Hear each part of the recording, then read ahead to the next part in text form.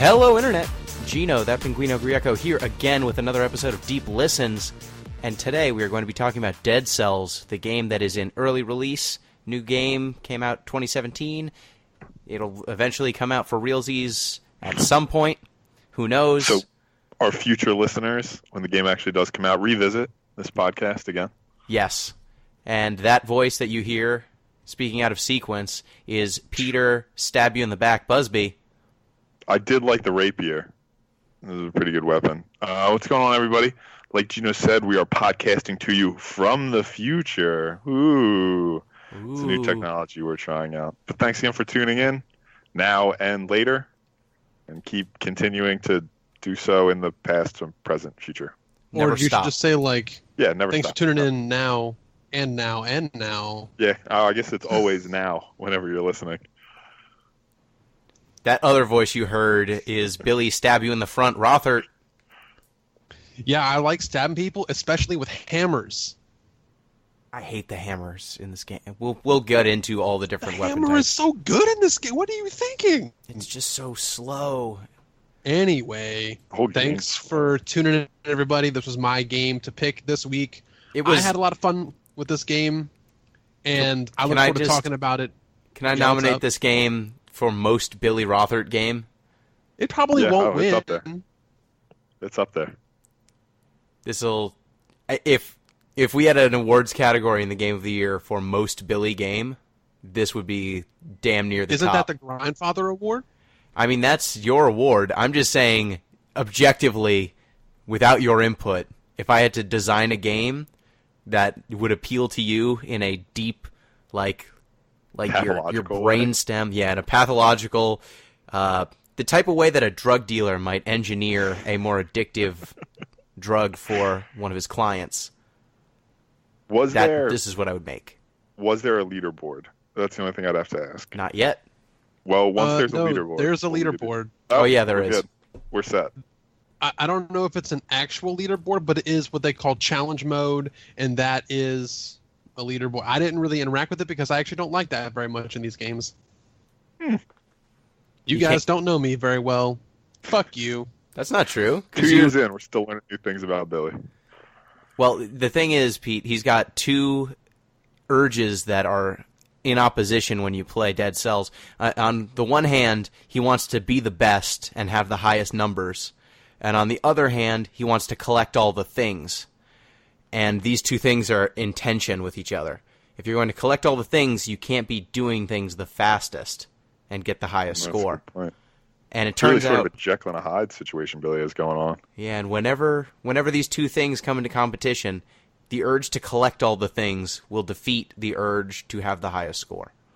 So, What we need to do is actually graph systems of two functions and find the equilibrium point where I can collect as many things as possible while maximizing score and therefore my own utility. I mean, it's basic. It's basic economics of enjoyment. I Instead haven't of dollars. graphed anything since high school statistics, and I'll be damned if I'm starting now. Don't worry, I got us covered. If only we had visual components to these podcasts, our listeners would just be neck deep in some charts. Well, when we get our television show, we'll make sure to add many, many more charts. just nothing but charts. First charts? No, and they're all drop charts. Oh, no. I No, like pie. Yes. Histograms Okay. are pretty good. All right. That's So, fair. graph So, This game. well, no, first, listeners. Hey, Oh, yeah. if you want to send feedback or emails, go ahead, drop us Graphs. a tweet at that Pinguino on Twitter or at Deep Listens Pod. People tend to tweet at me more, so whatever, do that. Go ahead and send us an email, deeplistenspodcast@gmail.com, or you can use our comment section, deeplistens.libsyn.com. Just pick the podcast you want to comment on, drop a comment. And you could sound something like this. We have a comment by Recky Wills, and he says, if you're willing to take suggestions for games, how about the Dot Hack series? They might be hard to come across nowadays, though it's glad to hear the Persona podcasts are being recorded. Don't worry, I've got the dot hack games. I do too. I'm Pete, do sure you I have the can dot track hack them games? down. I don't have them. I can get access to them somehow, I'm sure. I'm going to say just we to say, maybe. Yeah, go ahead, Gino. We maybe we'll play them at some point. If I remember correctly from my experience with Dot Hack, I played up to Outbreak of That the should have been original the last Dot Hack one. series. No, hold on. Infection. It was no. Quarantine might be the last one. Quarantine's the last one. It's Infection, Quarantine's the last one. Mutation, Outbreak, Quarantine. Quarantine. Okay. I got up to I'm liking these Outbreak. titles. Got up to Outbreak and then couldn't anymore. It was I a would lot of just game. start with Infection and see how it goes.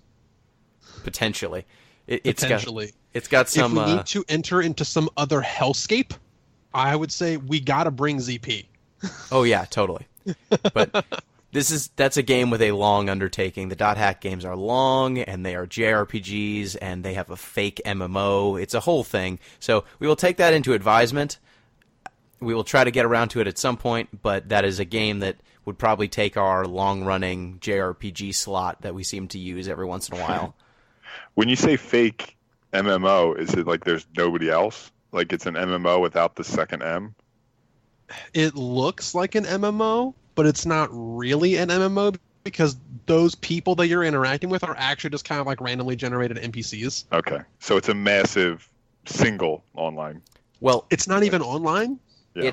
it's a single-player role-playing game that is set in a massively multiplayer online game. So all the NPCs are other people logged in with you, and you're trying Tell to you get what, to the just root. buffer it, Pete, by watching the Dot Hack sign anime. Don't do I was going that. to say, that sounded like a thing. That would Exxon, just I remember that.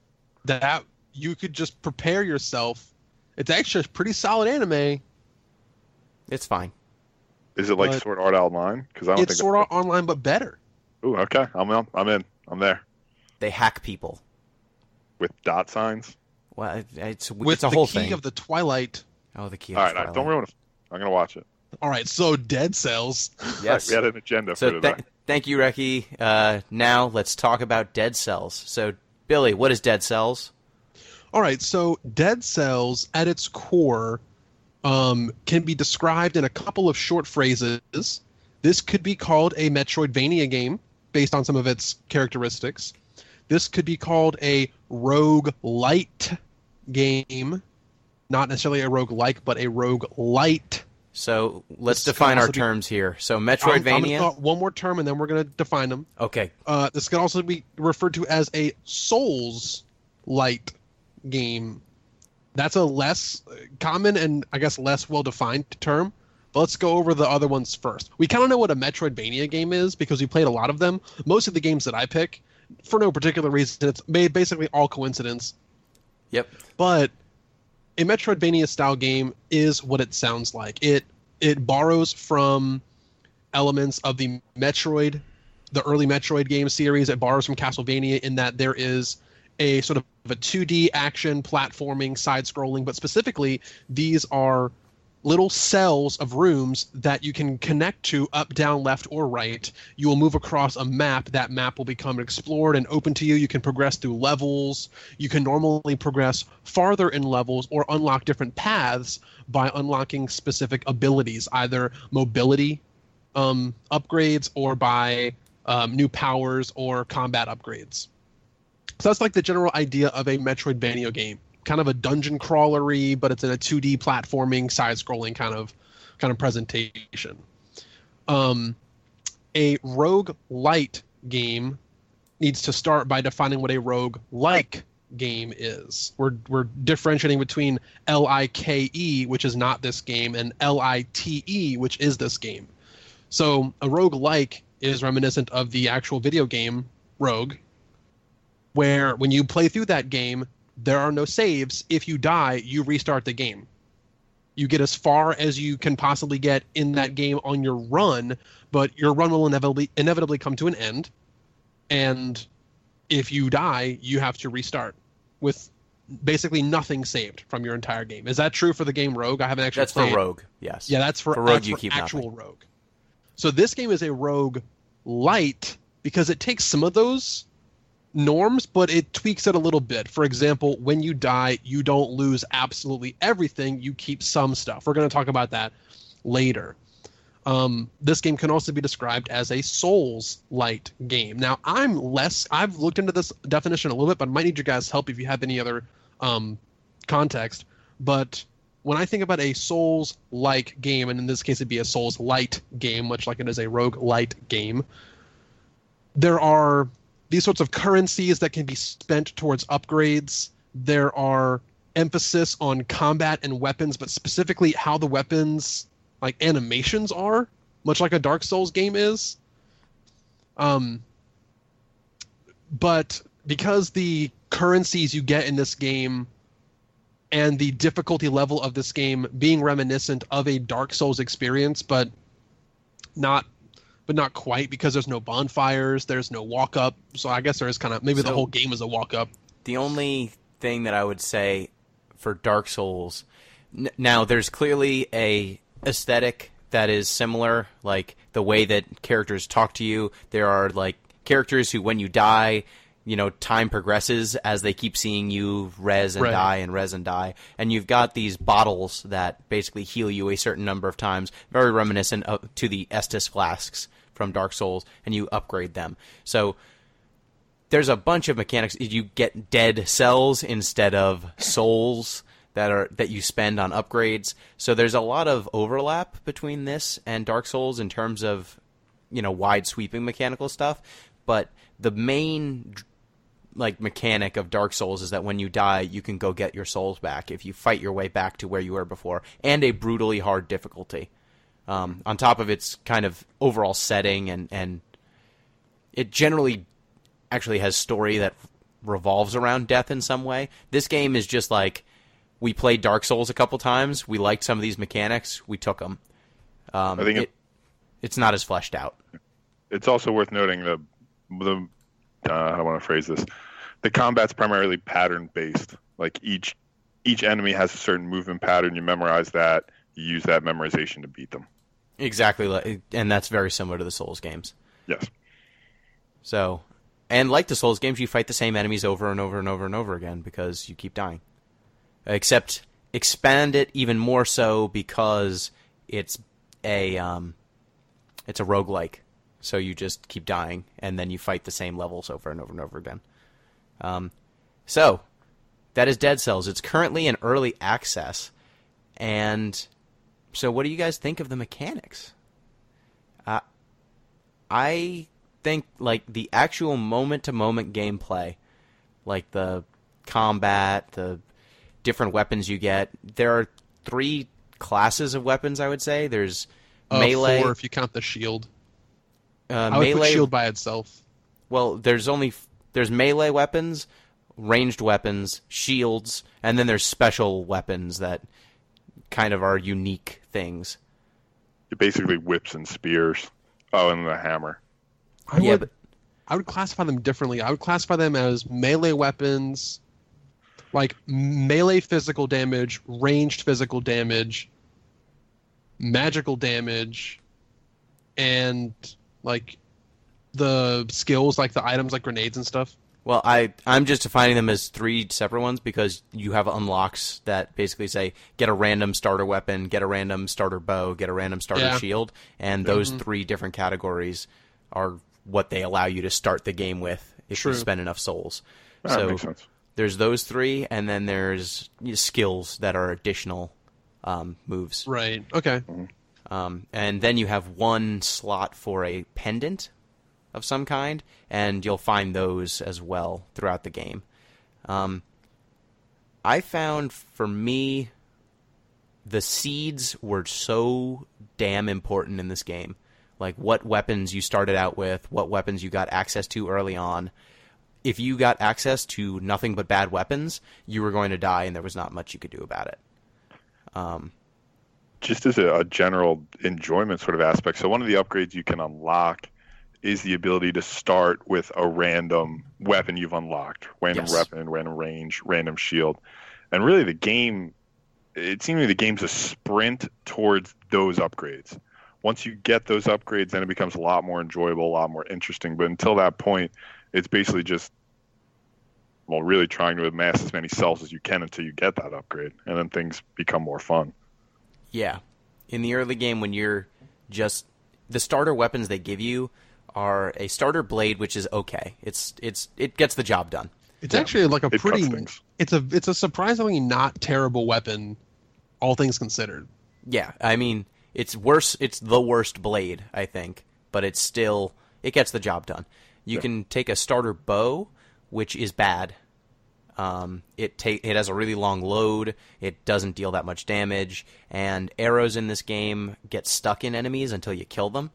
So if you unload all your arrows into something and are not able to finish it off, you just don't have ammo for a while.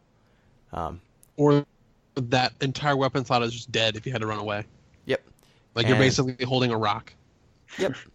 And then you can pick a wooden shield, which is kind of crappy, but does block things. Doesn't do anything special otherwise. And those are your starters, and you're basically just jamming with those until you find better weapons. And early on, when you just start the game and you haven't gotten many cells, the game does not populate new weapons until you unlock certain blueprints. There's a couple of weapons that start unlocked, so they're around in the world and you can find them randomly. But there's a bunch of weapons that you just cannot find, cannot use until you get a random drop from an enemy that gives you access to the blueprint, and then you need to survive to the end of the level, turn the blueprint in, and then unlock it with more cells. So this process, like getting the random drop, takes, luck. Getting enough... there are some places where you can go find them, or find specific ones. Yeah, but it's only a handful.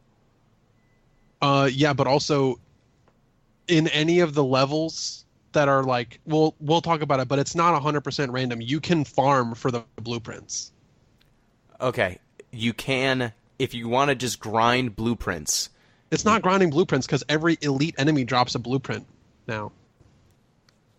But you need There's one in there. Like if you take the regular path, any of the three like regular paths in this game, you're going to hit an elite enemy in one of those three paths, and they drop a blueprint. So it's not completely random, but you could choose not to get it. I mean, regardless, the process is still cumbersome. Like even at that point, you've only started down this path to hopefully unlocking it at some point. I'm just saying, when you're starting out, let's say, for example, you didn't read a forum and find out that every elite enemy drops a blueprint, and you just played the game. I didn't read a forum. It was in the patch notes of the game, which you should read. Who reads the patch notes? This guy? Yeah, that guy. Okay, that's my mistake. I should have read the patch notes about this game that's actively changing as I'm playing it.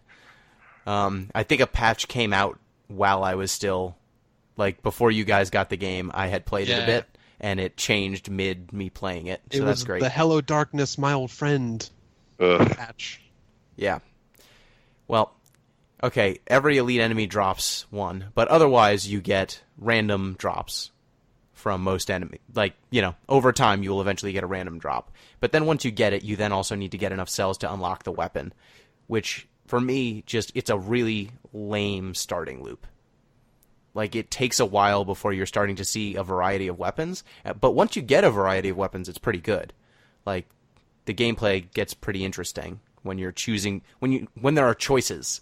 Early on, it's like, give me anything. Anything's better than the stupid bow. And then the thing you get that's better than the stupid bow isn't very good.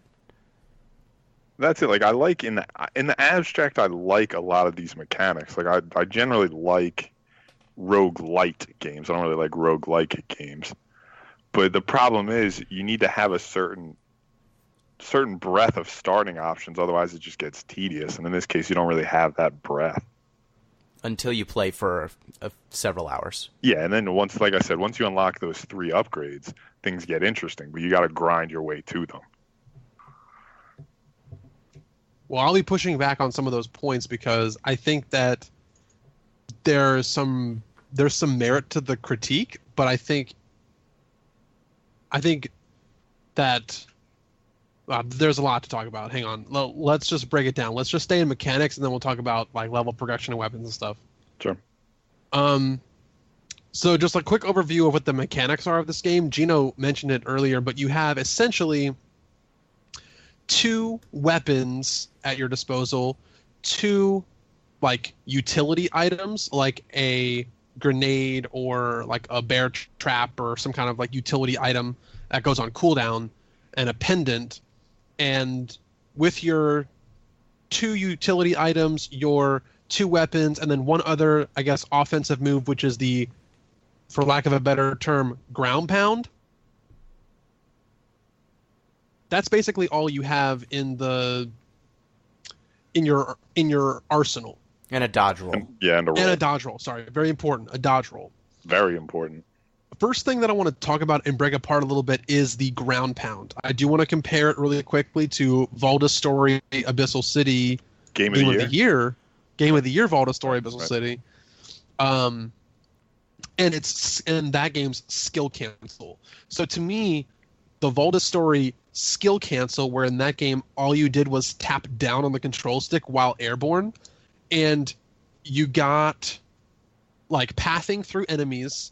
As you hit the ground, it took you straight to the ground, where you would be able to input left or right and do like a dash that would also path through enemies. That skill cancel would also knock you out of a stun if you had one available to use. As you played and progressed through Valda's Story, you would unlock more skill cancels. So you could have 3 to 5 in the game as you progressed. This game has something kind of like that, where you press down and the attack button, and it lets you slam into the ground, where you deal damage and sometimes stun enemies on either side of you. But I think this is a good idea that needs a lot of fixing. There were a lot of times where this ability didn't work the way it was supposed to, or actively got me killed. Did you guys have any of those experiences? That happened to me constantly. Oh, go ahead, Pete. Yeah, no. Your point is probably more salient. I was going to say, for that reason, I pretty much just ignored it. I used it. I tried to use it all the time because at a certain point, there's some incentive on going through this game quickly, and we'll discuss that a little bit later. But at a certain point, I just wanted to go as fast as possible, and that ground pound makes you fall faster. It makes you deal damage as you're falling, so you just get to move faster and deal damage faster, which is just efficient. It is in theory super useful. There were times when I wanted to set up ground pounds on purpose, but if you are near a ledge, or if you are near a ladder, or anything like that a rope climb, or a chain, or a rope, we climb, your character just doesn't know whether to do a ground pound or to grab the rope. And I just, multiple times, my character would like start the animation to ground pound and then grab a ledge, or start the animation to ground pound and grab a rope, and then by canceling the animation, they were stuck in limbo. Like, I wanted to use the move to escape really quickly, but instead they stayed exactly where they started, and then, like, a flying enemy would come and kill me. Like, I was using it to evade, and then it just didn't work.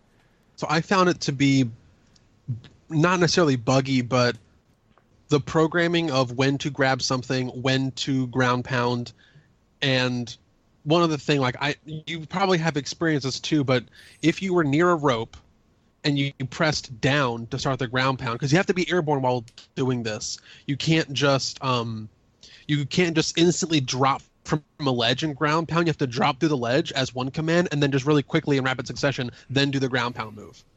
There were some times where like if I was anywhere close to a rope or a ledge while I did that, I would kind of like clip on the ledge or the rope, start the ground pound, but the character would actually think that it was trying to go up, and then I would just ground pound on the ledge that I was trying to drop from again. Yep. That happened to me. And yeah, that happens a lot. I think that is something that needs to be fixed, just overall, as a note to the community or the devs or whoever. I really like what this move is trying to accomplish, because I've liked something similar to it in another game, but I feel like this one just doesn't quite accomplish what we're looking for right now. Yeah, and my other issue with the ground pound is that you can only really cancel out of it by jumping. You get a double jump, and there are a lot of times where if you're going down... So the ground pound does more damage, it seems like, the higher you start the ground pound. Yes, that's true. So if you ground pound from like the top of a big shaft and then come down on top of enemies, you'll probably insta-kill all of them. Whereas if you just jump over someone and do a ground pound, you'll barely even damage them, which really incentivizes you trying to ground pound from high up, because if you land in a pool of enemies, they just all die. However, this game also likes to have challenging, like, platforming sections with spikes and spinning, balls and moving. acid pits. Yeah, acid pits and poison. They love just putting weird bullshit at the bottom of like jumps that you can't see until you get down into them. And there were plenty of times where I just was ground pounding to try and move quickly, and then it's like, oh, actually there's a spike pit at the bottom of this hole. Guess I died. And I couldn't react to the spikes being there until I was already in them because I was ground pounding. Which it gives you this tension between like moving quickly and moving safely. And the game really doesn't know which one it wants you to do, I would say. It penalizes you for doing both of them at different points. And you never really know which one it's going to fuck you on.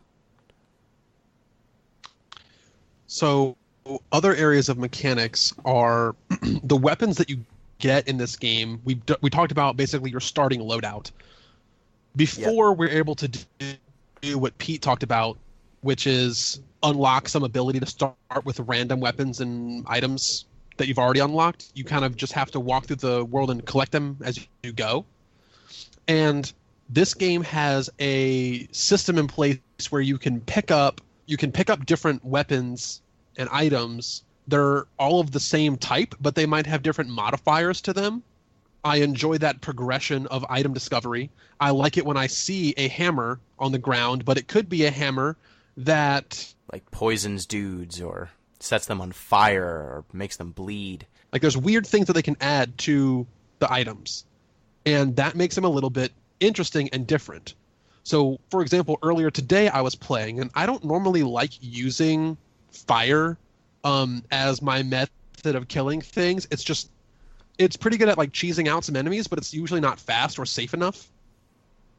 But I picked up a sword that specifically said that this sword covers all the enemies in oil when you hit them with it, and I also picked up like the Molotov cocktail projectile and a fire grenade, and I was like, well, guess this is going to be a fire run.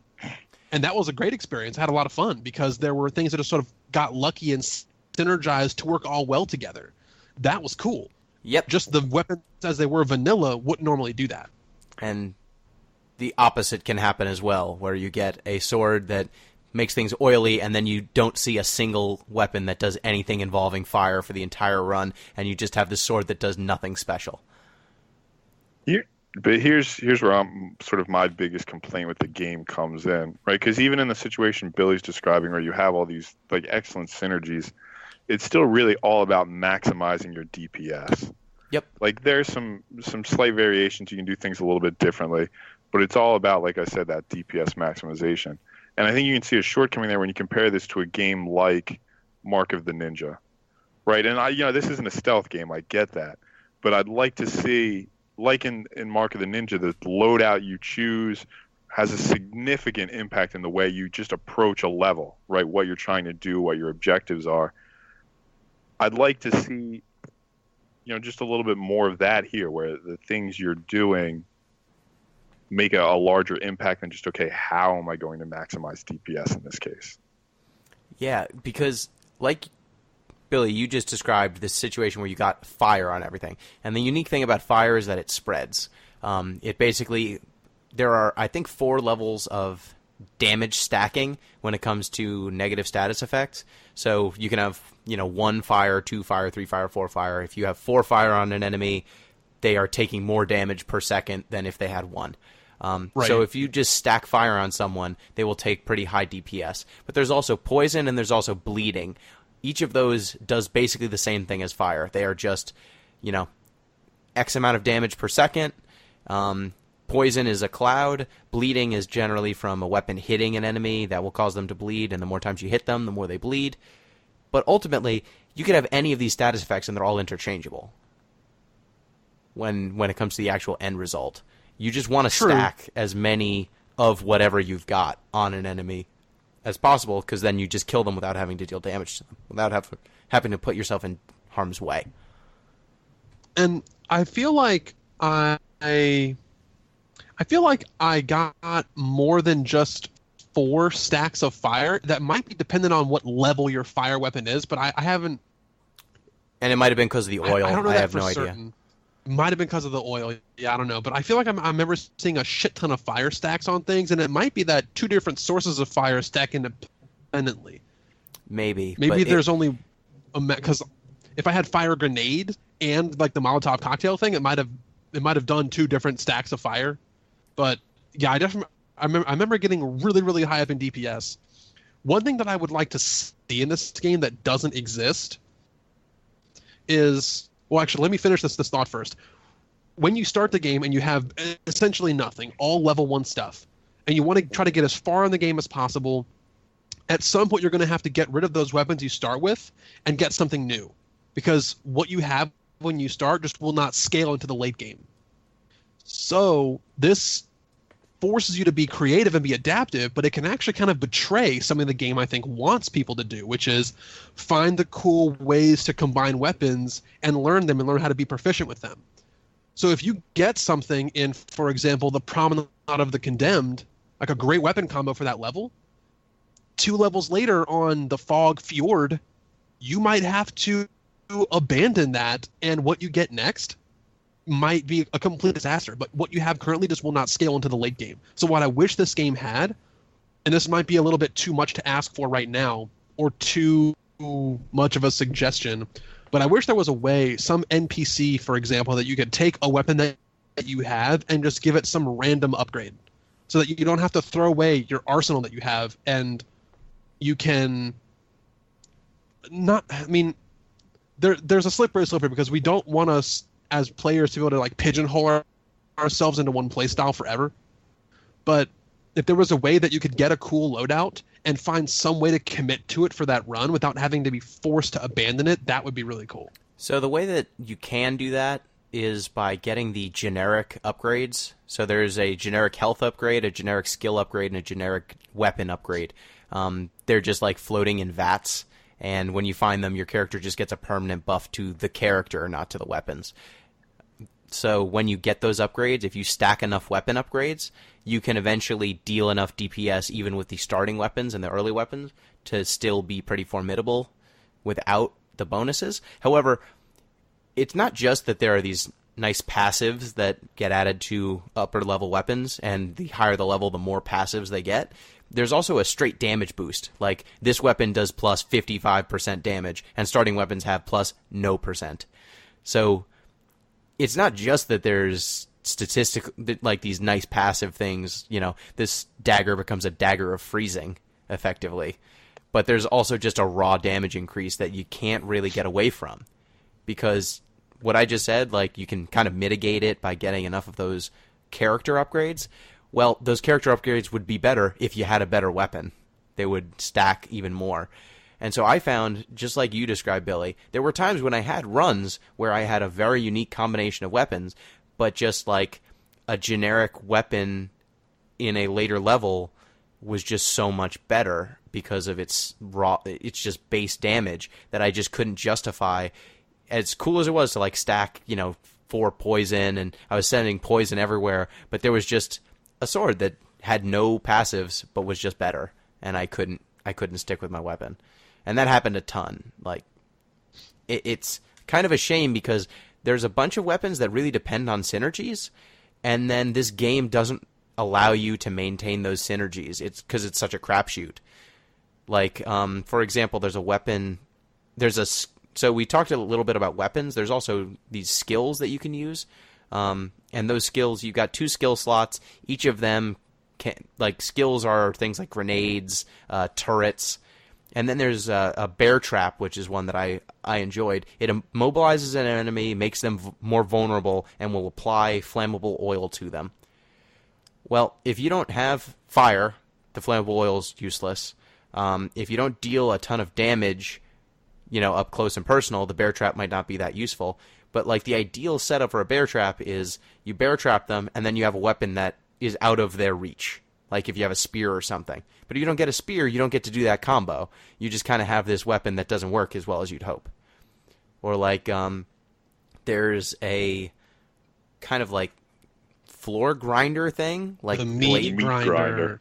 Yeah, the meat grinder that you can put on the floor, and it's basically a floor trap. If anyone walks over it, they take damage.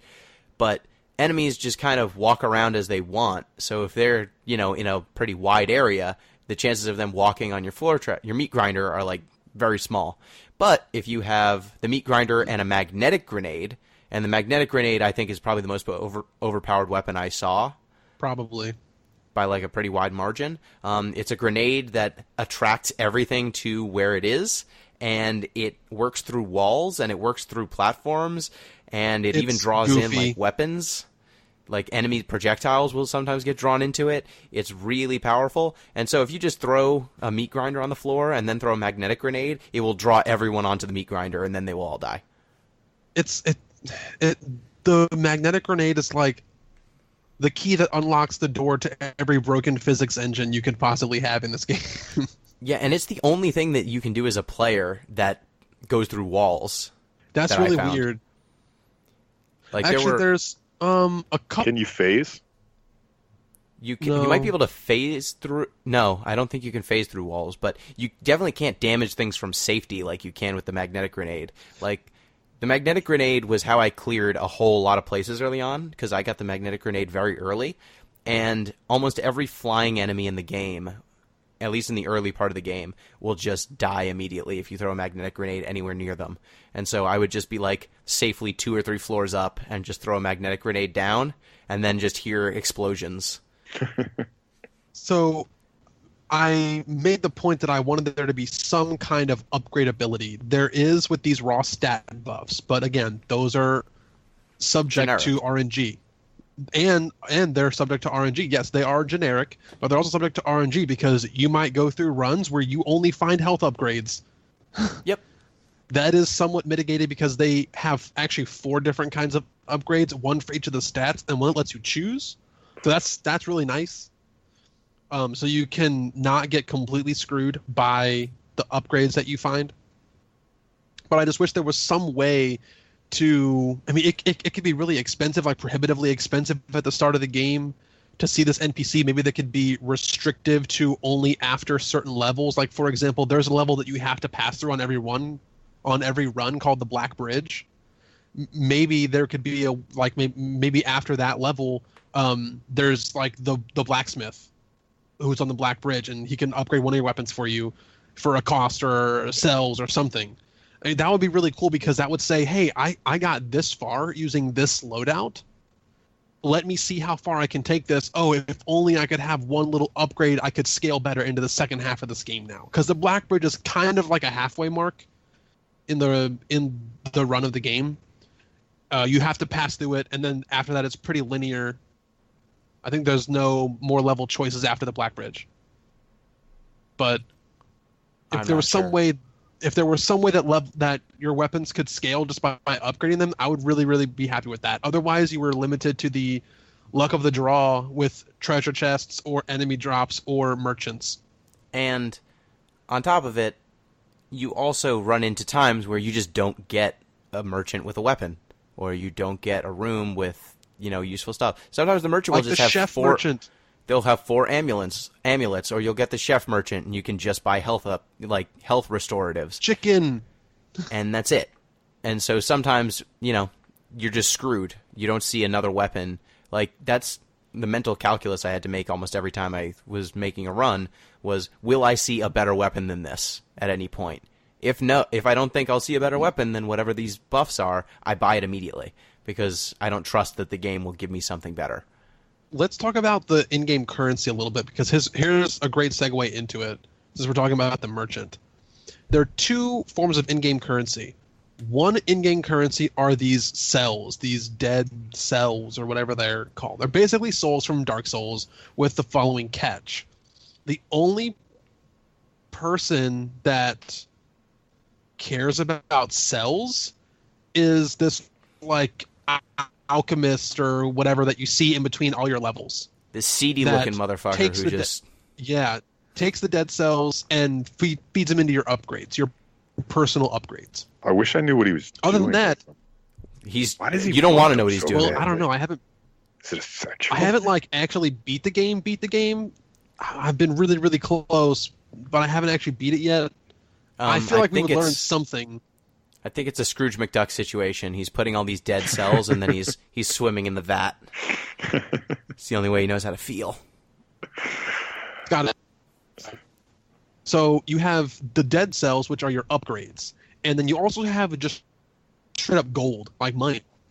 And that can be spent to purchase things from the merchant, which can be pretty good weapons and items, especially as you get later into the game, because the later you find a merchant, the better their stuff is for sale, in general. Generally.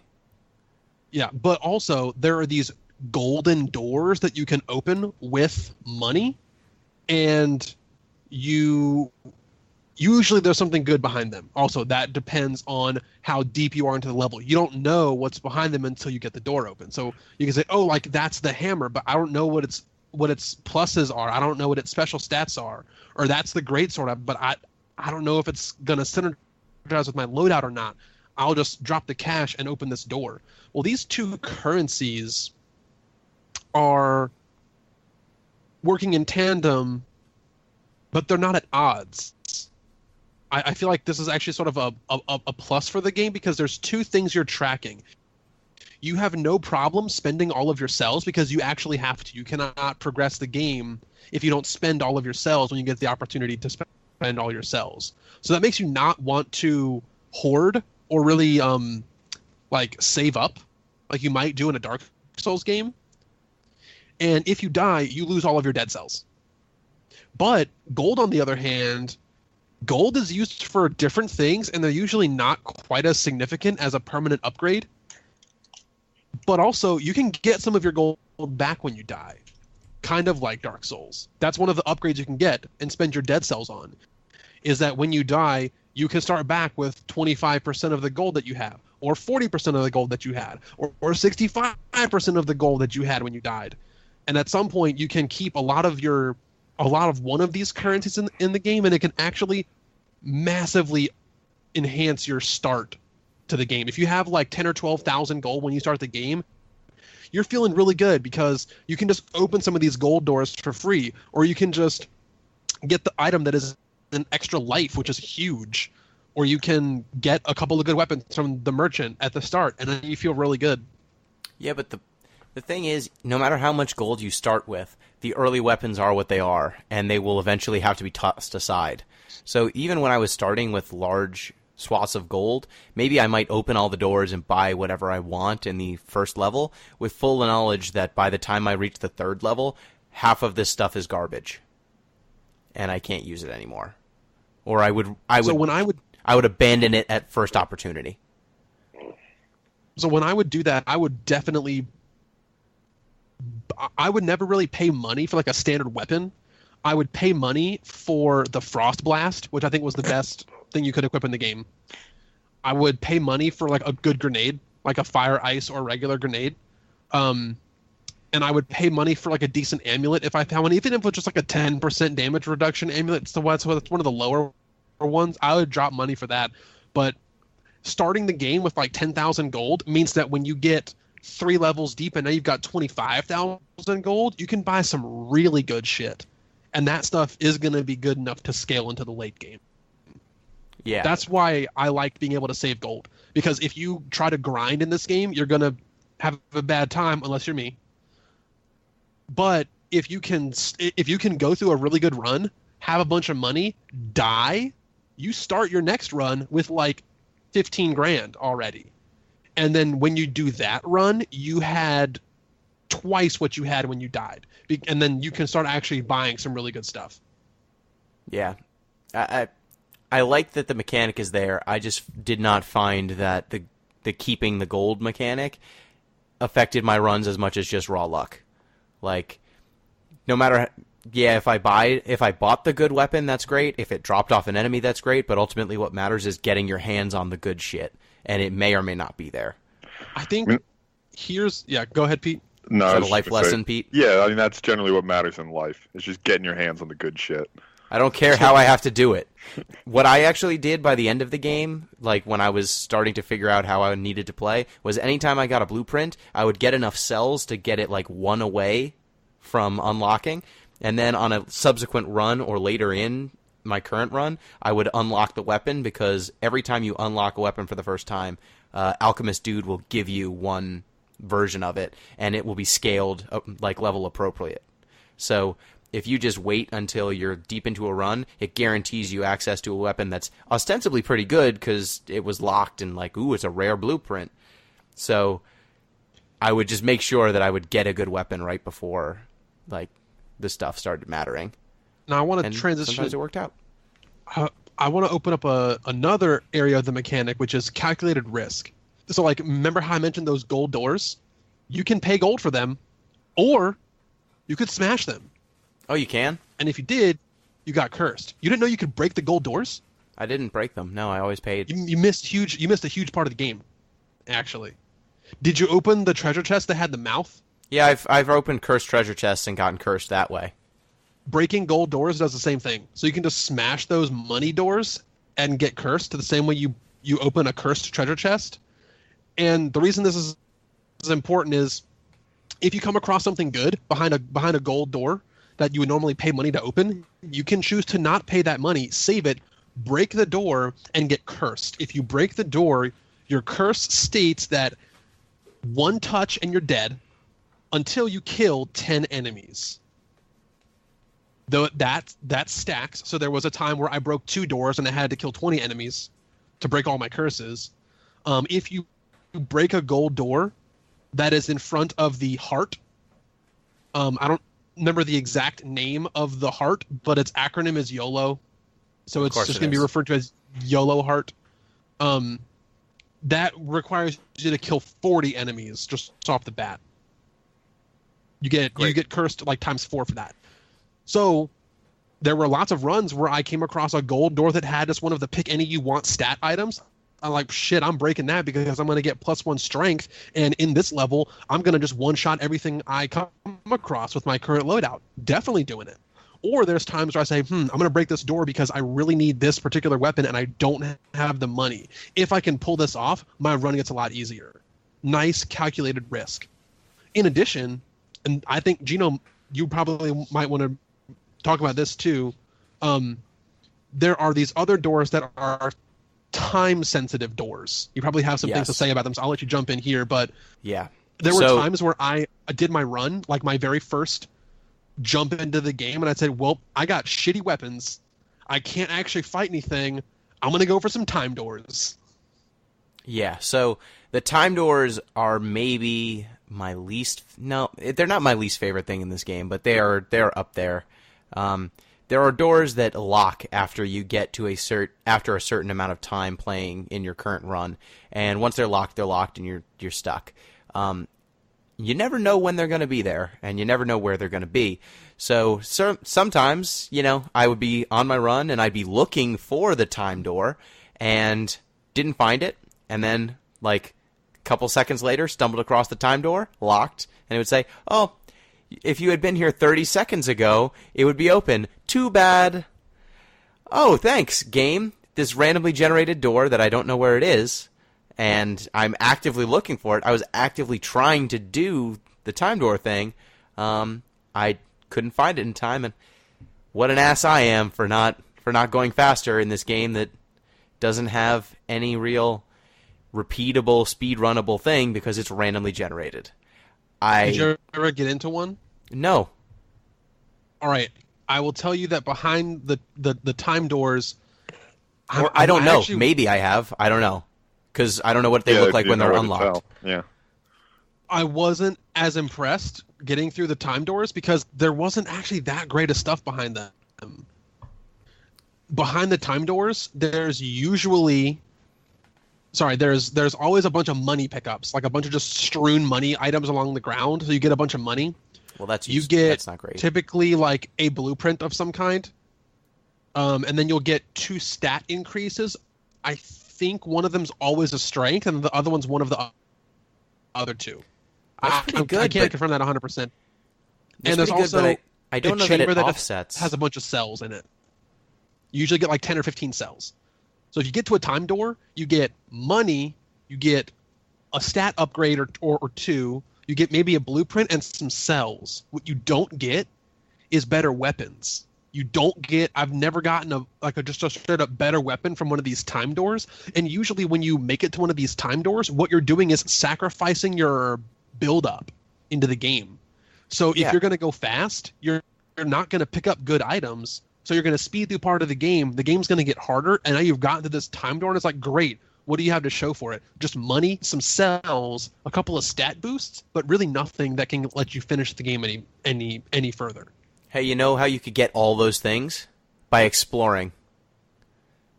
Now, there's one time door that is important, and you can find it every run. We should... so that there is one level... shit. We'll talk about this more in depth, I guess, when we get to like the levels and the maps and stuff.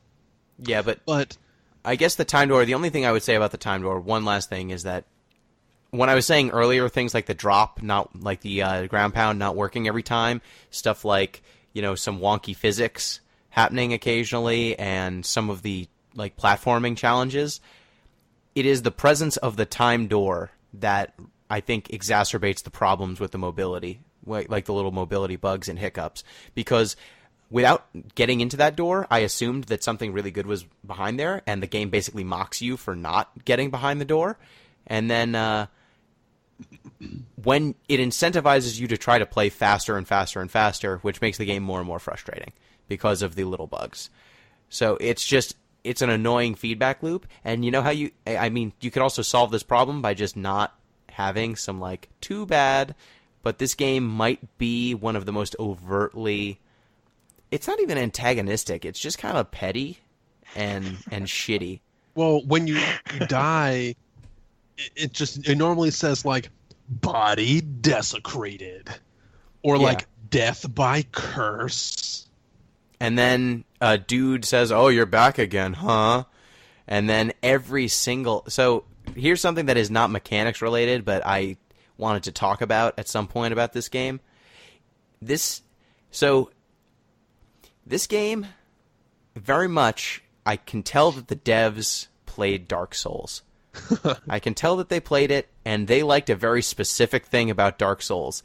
They enjoyed the kind of, fuck you, it's difficult, play good element of Dark Souls. And it's referred to as get good. They did. Just make sure you use your terminology right. It's get good. I'm not going to use their words. I'm going to use my words. Now, Gino? No, I'm not using their words here. This game is very much built in that ethos, and it's got a lot of just kind of fuck you designs. And unlike Dark Souls, where it says you died and that's kind of it, otherwise the game's aesthetic is kind of, this is a merciless world that's brutal, and that's just how the world is, and everyone acknowledges that it's a really shitty, fucked up place. This game's a lot more like, heh, just constantly. It's what's that character's Nelson. name? It's Nelson. Just like a bunch of little tweaks. Oh, you didn't get through the door. Too bad. Oh, you're dead again. Ha ha. Oh, you're really not that good, huh? Or like, and those little nudges just happening all the time, it just makes the whole experience feel cheap to me. I don't know. It's like, why? The game's already kind of hard. And when we're speaking of little petty things, or just maybe some tiny things that I noticed, did you guys ever get through one of the secret areas? No. Yeah, the challenge rooms I was suck. curious. Every time. I didn't get through to one of them. I tried every single time I found one. I was like, I'm going to make it this time. Never. So the I secret couldn't. areas, basically they work is, it's just some, like, you're teleported to this other area, and you have to get through the entire thing, defeat all the enemies without getting hit once. That's the basic premise. And it's always that. And your time. That's always it. So, as you can tell, the three of us never got through that. This would be a great time for listener feedback. If any of you guys got through it, let us know. What magical unicorn is at the end? I tried so hard. Yeah, but the thing is, the challenge rooms, like the challenge is, we put as many enemies into this room as we could. Yeah. Without the game lagging. Traps. Like, just, deal with it. Get through it. And this is, so let me just finish on the kind of whole aesthetic. Yeah. The whole, on top of that kind of general pettiness, there's also, like, Dark Souls, when I play the Souls games, I do love the settings. like visually they're stunning, and there tend to be some interesting story elements going on with how the world got into this fucked up state. This game replaces all of that interesting story and background development with memes. Like bad ones. Like years old. Like there's a weapon called the Spartan Kick, and the description says, "This is dead cells." Because there's this movie. Hey, Pete. Yeah? Have you seen this movie called 300? No. Is it recent? I've seen 300 Rise of the Empire. Oh, you've seen 300 Rise of the Empire. So the prequel to 300 Rise of the Empire is this movie called 300. Okay. And in that movie, there's a man called King Leonidas. He's a Spartan, and he kicks a guy into a big hole, and he says, "This is Sparta." So there's this weapon. It's called the Spartan Kick, and it says, "This is dead cells." Oh. It's a reference. It's pretty clever. Gotcha. Do people who get the reference laugh? Is this funny for them?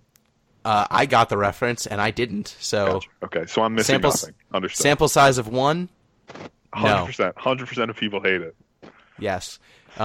Like enemies, when you put them on a ledge, there are certain skeletons that will just jump off the ledge and shout YOLO and then die when you like put them near a ledge. I think that's cool. There's a lot of things I like about Drake. That's the one thing I think I hate the most. Is that phrase coined? I'm fine with them jumping off the ledges. I wish they didn't say YOLO every time. I don't know. That I find a lot more forgiveness with, because that's supposed to be something that the player kind of like tilts their head at. Because if you can get an enemy trapped somewhere where they cannot act anymore, like they get stuck on like a little balcony and they can't move, they'll just kill themselves. I'm fine with them killing themselves. It's the just money and souls for it. It's just like the winky thing. Like there's a big broadsword that you can get, and in the description it says it's big and badass. It's great for compensating. Haha! It's a dick joke for your sword. Because swords are so phallic. There's just a lot of them. There's a lot of little things like that, little twee descriptions in this, and it just takes me out of. It makes me think this game is cheap. It makes it feel like a lot more frivolous than it otherwise would. And at first I thought they were going to try and do something interesting with the storytelling, because every time you die, in the early, like the first few times you die, there are characters that you'll meet and talk to, and they'll change. Like they might be gone the next time you see them, or there might be a new, like there's a door that starts showing up near your entrance point, and there's like a bestiary guy who tells you about the enemies you've defeated, and like one of the NPCs that you see early on, you find his corpse later on. Oh, a corpse. And then that just kind of stops at a certain point. And this is a game that's actively in development, so maybe they'll keep building that stuff in. So, and this is also something that's kind of hard to have the conversation about, and I'd love to at some point talk about just like, you know, digging deep on a game that's not finished. But right now, there was the promise of some interesting storytelling, and then immediately, like after an hour, it was all gone and used up, and it's been nothing but memes since. Memes all the way down. There's really no indication in the game either that storytelling is going to become more important as the development process progresses. Like it's not what they're here for, I guess, which is okay. That's fine. It's just. But don't, like you said, don't try to cover that up with memification. I'd prefer if they wrote their own jokes. So one of the critiques that I have of Game of the Year Volta Story Abyssal City is that its story is arguably not why you play the game too. Arguably? Who's arguing? Like, I agreed with you on that vote, and like there's no. It's because I like the story of Volta's story, and I would want to hear more of it. It's right there in the title, Volta's story. I feel. I'm pretty sure that we're not going to get a sequel to Volta's story. I think Endless Flep has like tweeted like that's not in our future right now. But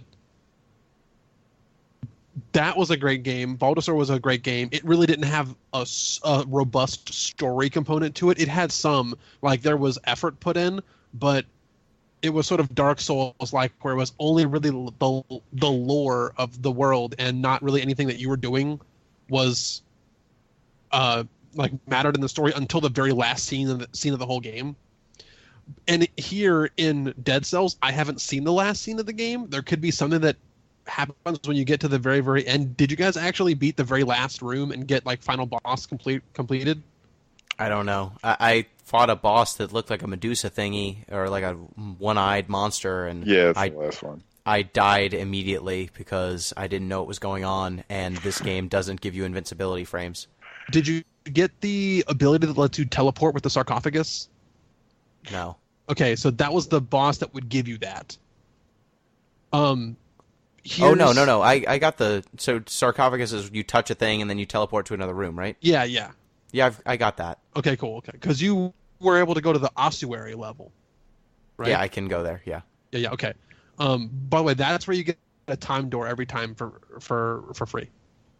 Yeah, because if you start the ossuary, there's a time door there, and it's always like 3 minutes, 30 seconds, I think. So you spend like 3 minutes in the first level just kind of getting whatever you can, and then you book it to the ossuary, you get to that time door, and it like guarantees you like 2 stat upgrades and some money and stuff. Anyway, back to this. I understand that this game doesn't have a big story component right now, but I think that there's still a lot of room that they could put in some of that if they want to. They already have stuff programmed into the game where there's programmed breaks. And there could be slices of story or slices of lore that get fed to you by maybe that shady alchemist dude. Maybe they could replace some of those text boxes with some lore, because a big part of the Dark Souls universe was just reading the fucking items. Exactly. Like if you read what the items, like you don't actually get someone to tell you the story of Dark Souls. You got to sit there and pick up an item that could be useless, but it tells you about that Artorias walked by here one day, and like that was significant in this part of the world. He took a whiz, and now this sword is forever cursed. Like, yeah. So this game doesn't have that right now, but it not yet could. You're right. It doesn't have it right now, but it is early access. It could. I mean, it could look. Yeah. It could have everything. Like, it could come to my house and make Belgian waffles every morning. Like, that'd be a great game. I'd pay for that. Outstanding game. What a deal for $15. Game of the year. These Belgian waffles are pretty good, but they kept saying this is Dead Cells every time they served them, and I thought that was off-putting. Yeah, I just... Yeah. There's a lot of things that are clearly... Like, you don't even know why you're headless... Your character's like a headless body that every time you die, some goop falls out of a pipe and then inhabits the body. And so I have no idea what any of that is. Supposedly the body, according to the wiki, is an executed prisoner. Sure, why not? Yeah. But what does it even matter? Because there's no story right now. You see other chopping blocks in the game, and they have that sort of like early Looney Tunes-esque. It's like colored just a little bit differently, like it could be significant later. Yeah, but it's like I don't know, what do you call that in like old like Looney Tunes, or like it's drawn a little bit off, so you know it's going to get interacted with that scene. There's like some kind of phrase that describes that. I don't know what it is. It's Hanna-Barbera used to do it. Yeah, all the time. Whatever. I don't know if there's a word for it, but I knew that I could tell the future in every cartoon. That's how we all learned about foreshadowing. Yep. Whatever was drawn with a little more detail in that cartoon scene was going to get picked up or something, because it was drawn a little better. Chekhov's coloring. So anyway, basically. So what were some of your guys' best runs or most fun runs or best loadouts or favorite weapons? That was what I was going to ask. So, Pete, you want to go first? Yeah, sure. So for whatever reason, I really like the rapier. Like later on, that's one of those weapons that doesn't really scale super well, but it's cool because every time you roll, the first strike out of it becomes a crit, which is just a fun way to play. Roll, stab, roll, stab, roll, stab, and then beyond that, I would try to scam that's what I want. Cheese is the word you're looking for. Yeah, I would just try to throw as many biters out in the world as I could. They're these little like animals that scurry around and bite enemies for you.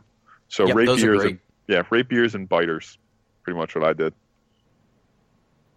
Yeah, so for me, my favorite thing to do was to get as many magnetic grenades as I could carry, which was 2, and then have one out at all times. That worked pretty damn well. However, and then weapon-wise, I liked the balanced blade. I liked the spear a whole lot, and anything that did frost at all. Yeah, frost. Anything is that big. froze. Frost is OP.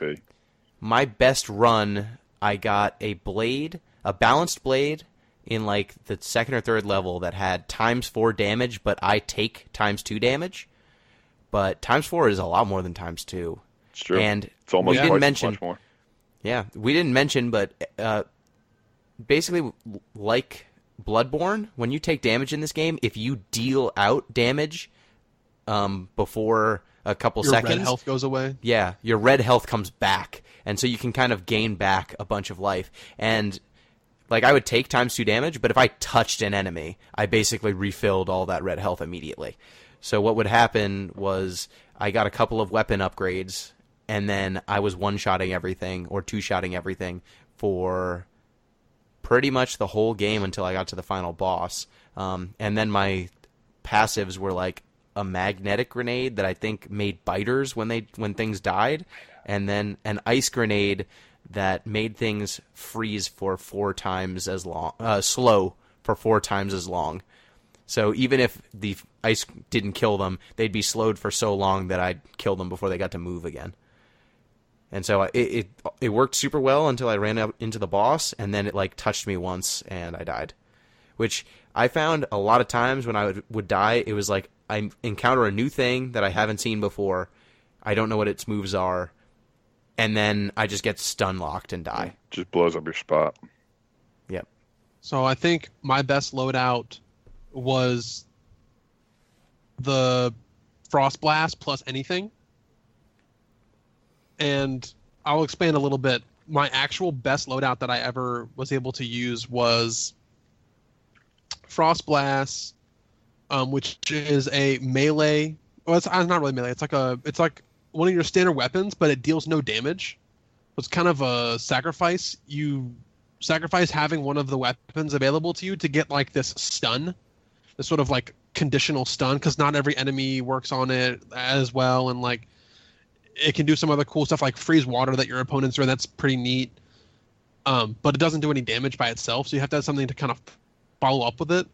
I got Ice Blast plus Hammer plus the amulet that made me go invisible, which is really good. So invisibility in this game is really strong because, as far as I know, no enemy can see you. Not even, well, I think the bosses can, like the big boss can, but like every enemy in every level cannot see you. Yeah, they just de-aggro. They just totally de-aggro. So even if shit got real, you could just run away for 5 seconds, and then they just completely de-aggro. That was awesome. I got the furthest thing in the game with that run. I actually ended up killing basically everything in that run because I would just wait in the middle of a crowd and position myself to pick off one person and then leave. That run took me like 3.5 hours because I just slow played the fuck out of it, and I never got touched for like 4 levels. What made me have a bad time was I made one mistake in the graveyard and got blown up. Yep, Totally. that's how, and that is probably my biggest problem with this game as it is currently constructed. Like the tweeness, whatever, like I don't love it, but the game, like the controls are smooth.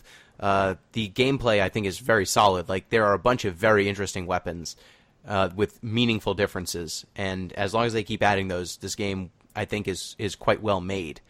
But right now, because there are no invincibility frames, and I think this is the main culprit. There are invincibility frames, you just don't But get not them a lot. on when you get hit. Yeah, but that's significant. That's what usually kills you. It is. And this game, because maybe it's because it's 2D, maybe it's because they want to put so many sprites on the screen. I find that when stuff is getting hot, I can't tell what's going on. Like, if I throw out a grenade, and then an enemy has a ranged attack, and then maybe there's 4 enemies on screen, I can't even keep track of where my character is a lot of the time when stuff gets real. And I died so many times just from not knowing where I was, because the game threw like 20 sprites on the screen all at once, and then I used the best weapon in the game, which is the magnetic grenade, as far as I'm concerned. And then I just couldn't see anymore. And, like a projectile will come from off screen and I'll die, and I couldn't even see it. So there was one thing that kind of addressed this problem. What would be a lethal amount of damage, but you have above a certain percentage of health. Instead of instantly killing you, it'll leave you at 1 HP and like slow down time for like half a second. Did that ever happen to you? It happened to me once or twice, but that doesn't mitigate. So, for example, the boss on the big bridge, the incomplete one. Yeah, the incomplete one.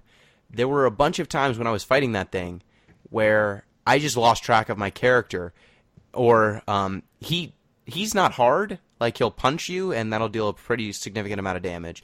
But once you damage him enough, he'll, like, roar and then get, like, a red circle around him. And if you touch the red circle, you just take damage. There were times when I was doing really well, and then he would jump at me, and I would get pinned in such a way that if I roll towards him, I end up in the red circle, and if I roll away, I end up in the red circle. And I would just die instantly because I'd just get hit, like, 5-6 times, bop, bop, bop, dead. And it's like, well, there was no way to avoid that because he decided to jump. And that fight is walled in on both sides.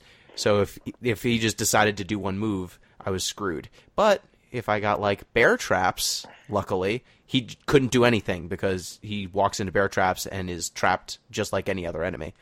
So it just felt really unnecessary. It just felt cheap. Like, I would try to use my skills as best as I could, and I would just lose track of where my character was because of how busy the screen was. If I were to program a fix for this or suggest a fix for this, there seems to be already some mechanic in place that says if the character would take this kind of damage, do something else instead. Because there's times where I would have taken lethal damage, but they left me with 1 HP. So there has to be something coded or programmed in there that says if they're going to take this kind of damage, do something else instead. I would like there to be some kind of iframes on a big enough hit. Not like small ticking damage, not like little bleed damage you might get or poison damage you might get, but let's say if any hit would do 10% of your max HP or something, or more, maybe you get some iframes. Maybe you go blinky for a second, kind of like you do in other classic 2D games. Maybe you get us a couple of invincibility frames. Not a lot, but enough so that, and like this would happen to me a couple times, not that often, but if I ever made one mistake and positioned myself poorly, I could just get hit by maybe 3 or 4 different attacks in simultaneously 1 or 2 frames. and die. Like simultaneously and just get blown up. Yep, that happened to me all the time. Now, I like that this game is punishing and hard. It would not be as good a game if it were not punishing and hard. But there's a difference between making a mistake and having a setback, or one mistake restarts your game. Because it feels like this game is you take one hit, sometimes you just die. And on top, well, there is a mechanic. There's already a curse mechanic that is exactly that. Yeah. But my problem is the runs in this game, the average run is actually fairly long by roguelite or by roguelike standards. You can play one run for like 30, 40 minutes, an hour, and then just get it blown up in half a second. And it's very different from, say, for example, Rogue Legacy, which is the game that I prefer. I mean, I played Rogue Legacy to completion. In Rogue Legacy, when you knew what you were doing, like if you got a particularly good, die roll on the castle, you could lock the castle in place and just basically rerun that run over and over and over again at a penalty, at a money penalty, basically. And so you could basically set yourself up for a pretty decent run. And that game was a little bit simpler. It didn't have as many mechanics going on, but that meant that, once you were good at navigating and good at doing the different platforming sections and learned your skill set, you could get around pretty quickly and move pretty safely. And the difficulty then was more in defeating the bosses than dealing with the random chaff. Whereas with this game, I died a lot more from random chaff, just like weird crap happening. Like hot bullshit on the screen, just around you. Mm-hmm. Than I did from the bosses. And even the bosses, when I would die, it would be like, I don't know what this boss is doing because I haven't seen it yet, or I can't see my character right now, and then I'm just dead. And it's just a really different experience from like a more measured, drawn-out fight. Now, I would say that some of this is pretty accurate to the Souls experience, because there are totally times in a Souls like boss fight where you'll get 80% of the way there and you barely made it to this boss, and then they grew a second arm and you didn't know about it and now you're dead. So that's kind of authentic to the Souls experience, which this game seems to want to be, but it is the thing I like the least about the Souls games. So I'm having a hard time articulating what I want to change, because I can't just sound like a crybaby and say, if you get hit, you die. It's a roguelike. It's sort of like you should be able to take one hit and get punished, but use skill to recover. If we talk about Valda's story for a second, if you got touched in that game, you could also get blown up pretty fast. But you had these things. But you can heal. You could heal in that game. You could skill cancel in that game, and that sort of like was like your get out of jail free card that you had a limited uses of until they recharged out of combat. That game gave you some iframes on hit, but not much, because you could actually get juggled by enemies. But still, there were ways that you could get fucked over in Valda's story, but buy yourself out of that bad situation by like good timing or a little bit of skill or some thoughtful preparation. You could sort of prepare for that contingency and get yourself out of a bad spot. In this game, you could, for example, try to do a ground pound to get some damage on guys, clip on the ledge, fall, and through no fault of your own, you just get blown up by everyone that's on the ground beneath you. And that you shouldn't get punished for something like that.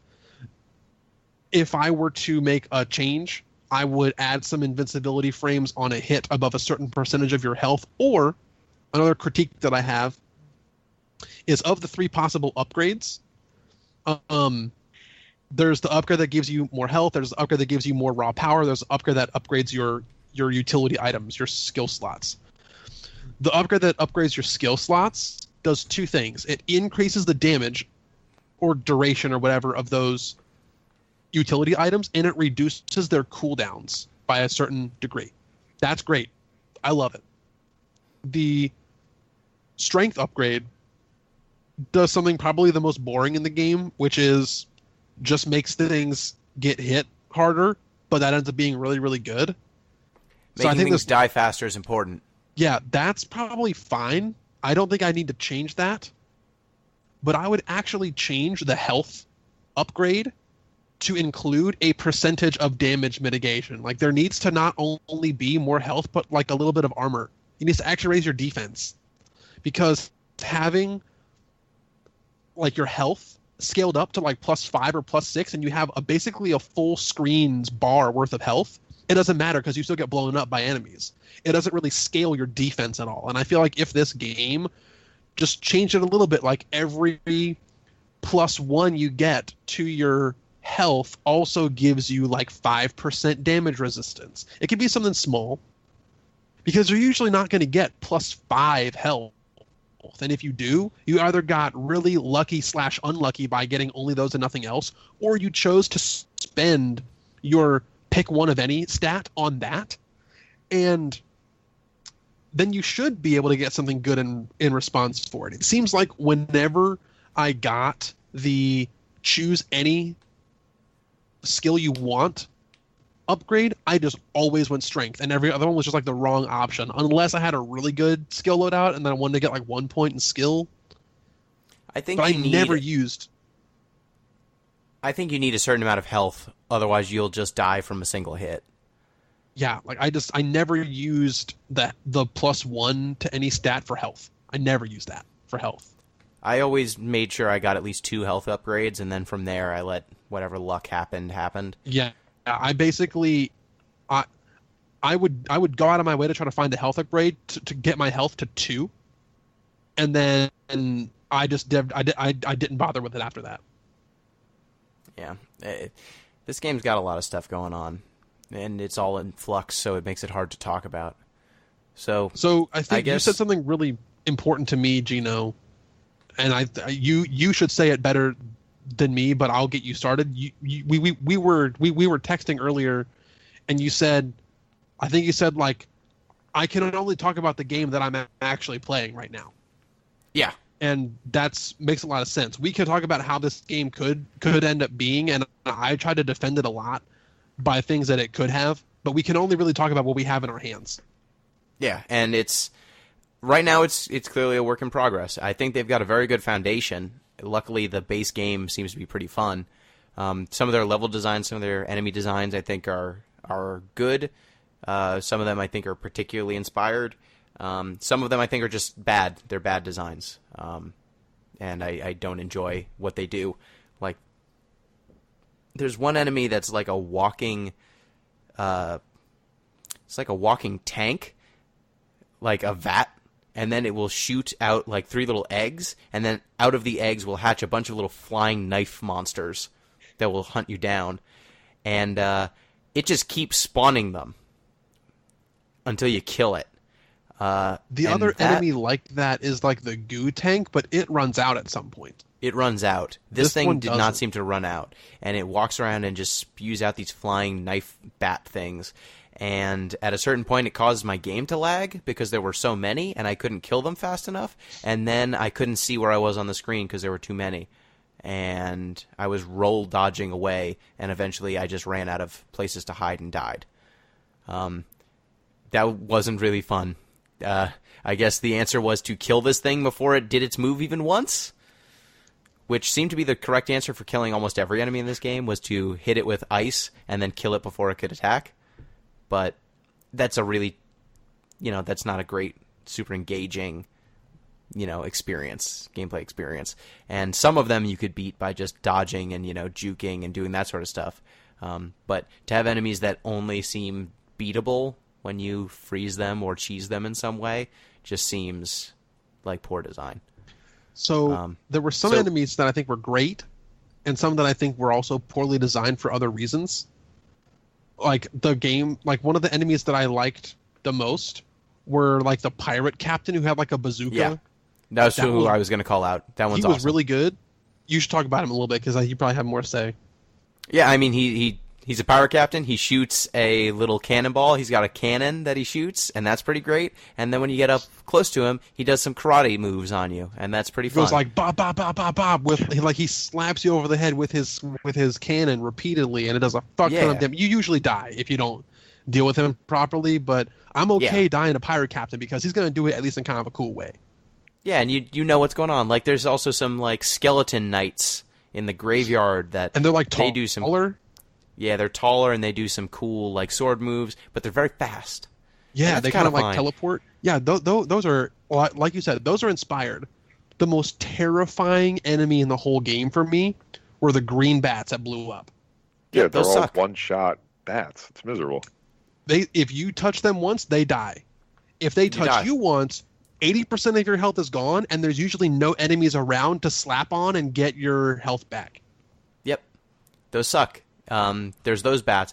Almost all of the flying enemies in this game completely ignore the boundaries of rooms. Like they fly in between cells, and they are generally they're invulnerable when they're behind a wall. So like there's some enemies in the second level. Which second level? Promenade of the Damned, or Promenade of the Condemned, Toxic Sewers, or Ossuary? The Circus of Zombies. I guess the Promenade of the Condemned. Yeah, the zombie circus. There are bats that kind of fly around and then they make beeline attacks at you. And I found that they often just like went off screen into a spot where I couldn't get at them, and then they'd take a charge at me, and if I didn't time my attack right or have a move that just ignored, accuracy, they would immediately hit me, and there was nothing I could really do about it. And that was one where, until I unlocked better weapons, I didn't really have a good way to deal with those enemies. And then I got the magnet grenade, and now they're worthless. They aren't even a challenge when you have the magnetic grenade. They just die immediately, regardless of where they are. Most of the flying enemies are really annoying. I really disliked the wizards that shoot through walls also. Anything that just ignores boundaries of walls. I feel like the shooting through walls things needs to get addressed because it seems like that's a little bit too much. They see you through walls and shoot through them. They see you and are able to get their projectiles through walls, and basically nothing you do can get through walls. There's one thing that I saw that could get through walls, and it might be a bug, which was if you get... It's the magnet. The magnet one does, but then there's two, I guess. If you get... I got an upgrade to the Frost Blast that said once they unthaw, it does essentially the same AoE as the Ice Grenade, and that would catch people on the other side of walls with just a slow effect. I think that probably shouldn't have happened, but that one was kind of weird. Yeah, there's a bunch of weird stuff like that. So my response to any enemy that was flying was aerial moves suck in this game.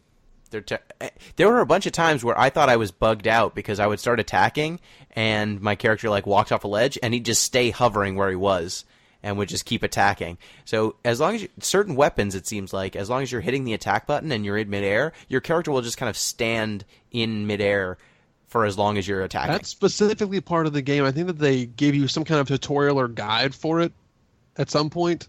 It worked really well with some weapons. With other weapons, I seem to fall. So I don't know. With the Zappy Whip or whatever, and with the kunai, you're supposed to do that. That's part of that weapon's design.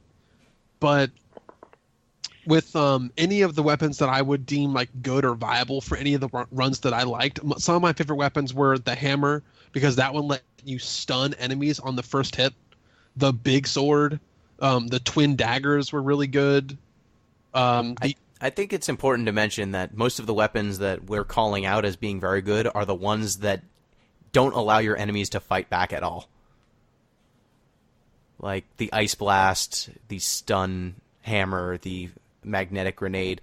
And, for as much as I say this game, I think it's pretty slick and the combat is engaging and some of the weapon design is really inspired, I found that the times when I was the most successful were the times when I engaged with the game's mechanics the least. It was the times when I could ignore enemy targeting. It was the times when, I would turn invisible and enemies couldn't fight back. Anytime I could make an enemy not able to fight back, that was when I found success. Yeah, or even if you could just, like I said, spam biters from 3 ledges away. Yeah, and then the biters will go get dudes for you. Yeah, you don't have to worry about it. So it just seemed like... And this is pretty contrary to something like Rogue Legacy, where even the bosses, you're basically playing, a regular platforming, boss that you would expect in a Metroid game. In this game, the bosses are, at least the boss I beat, the incomplete one, when I had a good loadout, he was not even a fight, and he wasn't able to fight back. When I didn't have that kind of loadout, he mauled me. The second one, the Watcher, is more classic Metroid. Was anyone able to beat the Watcher? I watched somebody else beat the Watcher. Okay. I got to it and died. I wasn't able to beat the final boss. That is, as far as I know, the Insufferable Crypt is the end of the game. Yeah. What a great name for that level also. It goes on forever. Well, is there anything else? I guess any levels that you guys especially enjoyed or did not enjoy?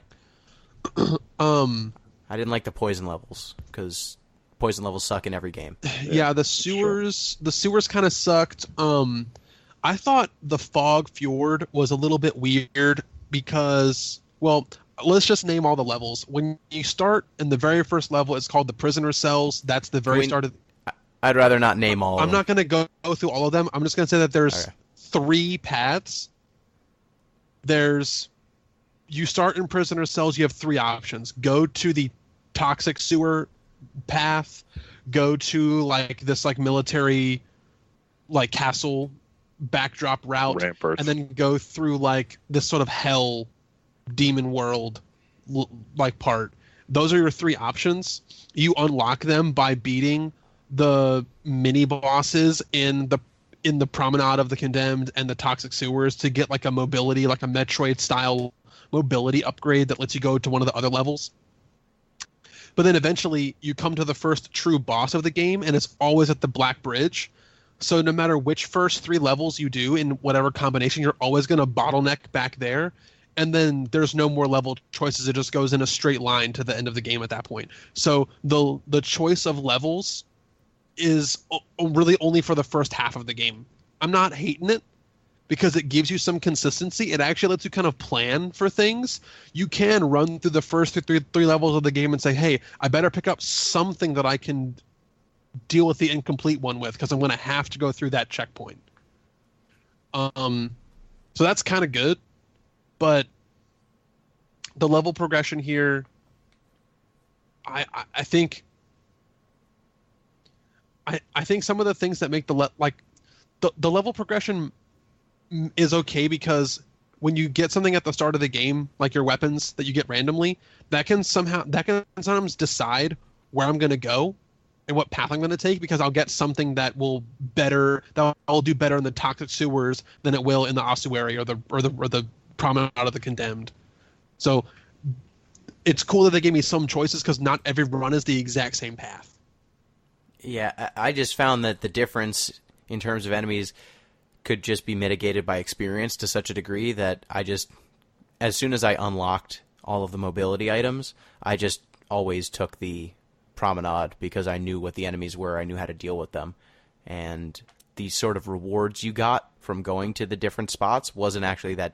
I didn't notice a difference in terms of the drops or anything. So there wasn't really a compelling reason for me to go down any of the more difficult levels. The drops are of that level's level. There's a specific number, like Promenade is the level 2 world, and Toxic Sewers is level 3, and Ossuary is level 4 difficulty. So if you go from prisoner cells to the ossuary, you're going from a level 1 difficulty to a level 4 immediately. And then the one after that, the prison depths, which is the one after the ossuary, is level 5.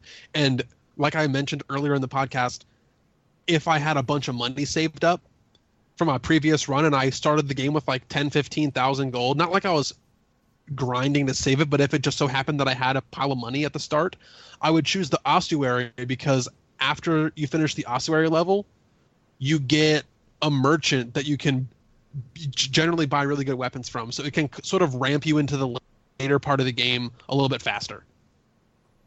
Yeah. But it's all random chance. So I think my favorite level was the ramparts, and the worst level was the fog fjord. I don't think I mentioned why the fog fjord was bad, but it had those doors that you go into to the little side rooms. Yeah, those suck because you don't know where you're going. Yeah, you don't know how to get back to a room that might have been important. I don't like that. Yeah. It betrayed the map a little bit. I liked all the enemies in the Fog Fjord. I liked that was the most visually interesting. That was probably my favorite level, but I think that having sub rooms is really counter to your Metroidvania game. Mm-hmm. They were like miniature instance dungeons. Yeah. Pete, least favorite level? I mean, I think you guys pretty much hit it, right? I mean, I did like the zombie graveyard. Yeah. Just because zombie graveyards are generally pretty interesting. And like you talked about the skeletons earlier. They're just a cool enemy type. But beyond that, I mean, the fact that they're all randomly generated sort of collapses distinctions between individual levels. Yeah.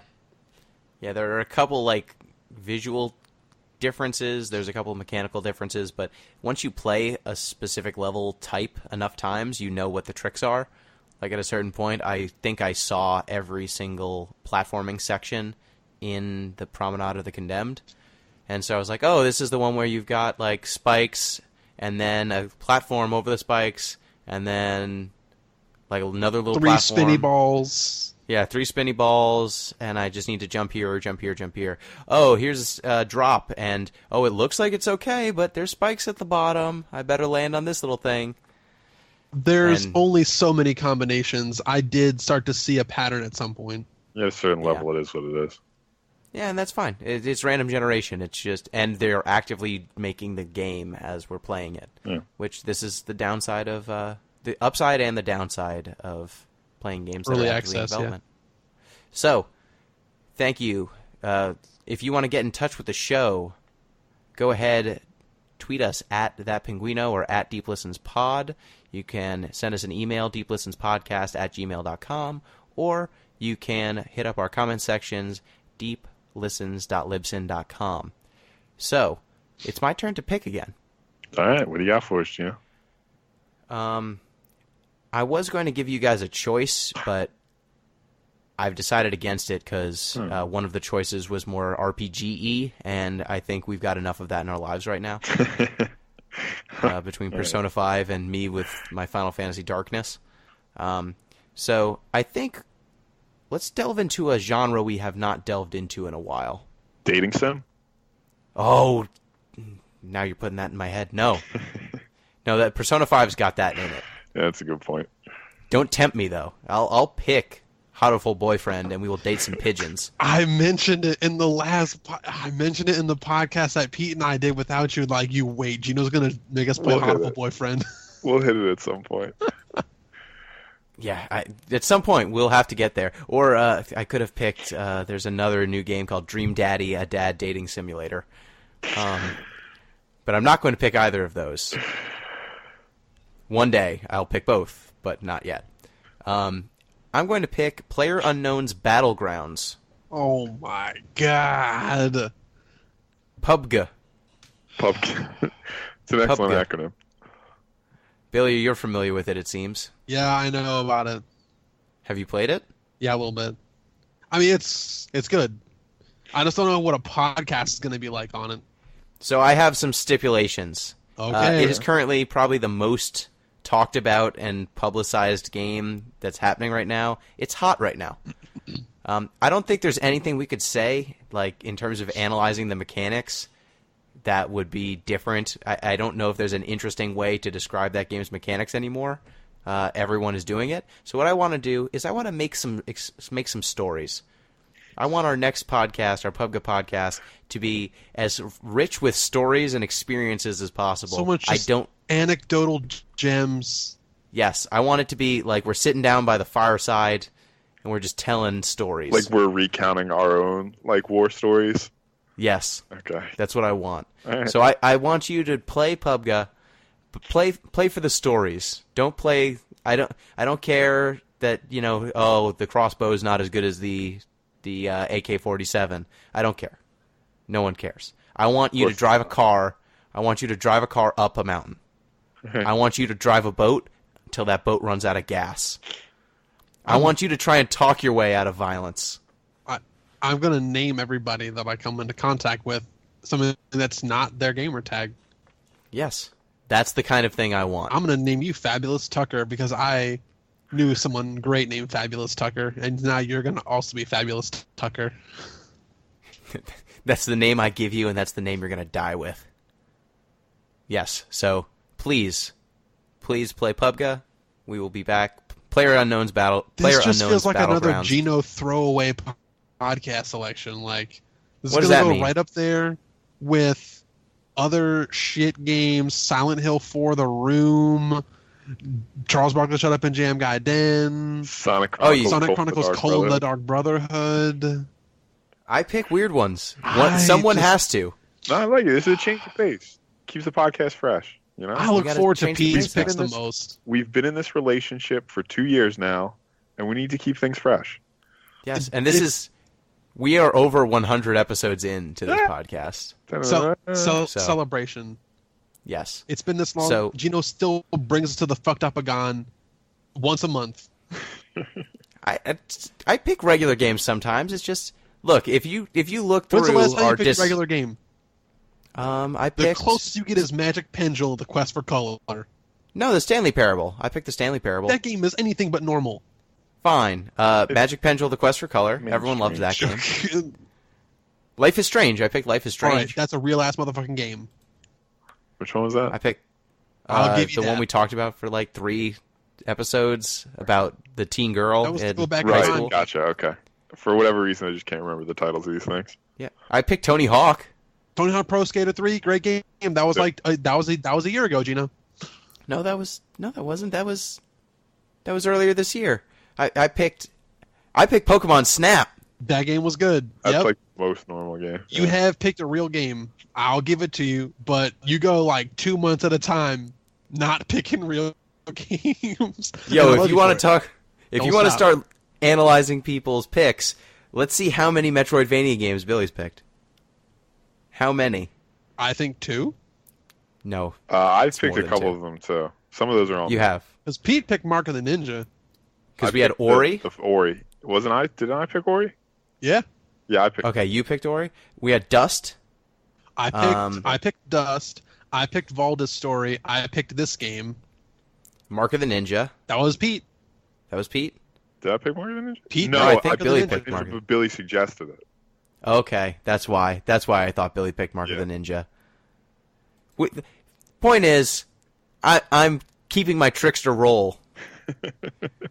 I'm 0. I'm nothing, but I hold infinite possibilities. You divide this podcast by 0. Sure. It makes it undefined. Yeah, jokes. I'll take it. So, next time we're going to be playing some PlayerUnknown Battleground. It will probably be less of a deep dive on the mechanics, because that game is also early access and is also beautifully broken. And it's probably going to more just be story time, which I'm down for. Yeah, So, thank you, Billy. Thanks everybody for tuning in. I had fun with Dead Cells. I'm gonna keep playing it. We didn't talk about this, but it's got really nice artwork and music and stuff, and the gameplay is fun for being early access. So as much as we bashed it out of love and wanting it to be better, not because we hate it. So I would pick it up, especially if it's on sale. And thank you, Pete. Thank you to all my friends and future lovers for tuning in. Like Billy said, pretty solid game, but one that needs polishing. Let's say work in progress. Yeah, one good way that to needs put to it. get released. This is a live demo, folks. Well, till next time. Peace.